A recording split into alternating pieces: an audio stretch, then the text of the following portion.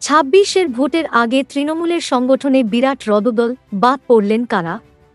নতুন মুখ কারা? লোকসভা নির্বাচনের পর থেকেই জল্পনা চলছিল। বিধানসভা ভোটের ১ বছর আগে থাকতেই তৃণমূলের সাংগঠনিক বেশ কয়েকটি রদবদল করা হলো।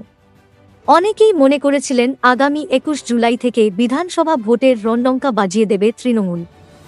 তার আগে শুক্রবার রাজ্যের শাসকদলের সংগঠনে ঝাঁকুনি দেখা গেল জেলা স্তরে এই রদবদলে পদ খোয়াতে একাধিক প্রভাবশালী নেতাকে।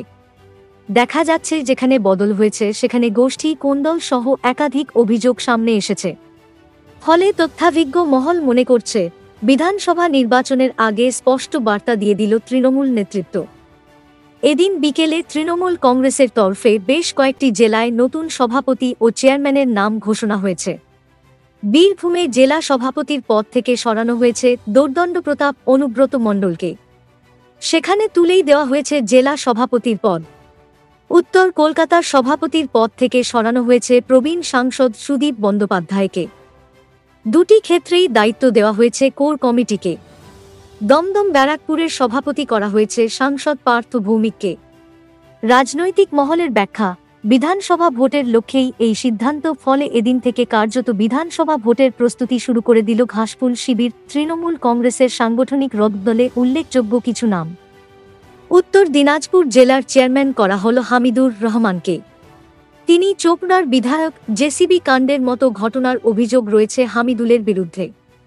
মালদহ জেলার চেয়ারম্যান করা হল বাবলা সরকারের স্ত্রী চৈতালি সরকারকে।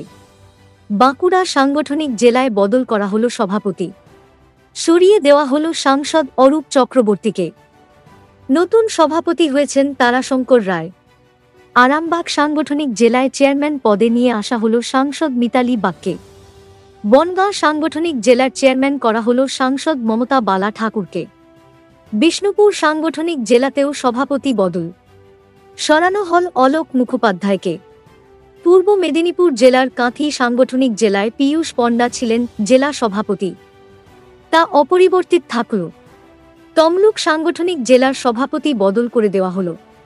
অসিত চট্টোপাধ্যায়ের পরিবর্তে সেখানে জেলা সভাপতি করা হয়েছে সুজিত কুমার রায়কে। বহরমপুর সাংগঠনিক জেলা তৃণমূলের চেয়ারম্যান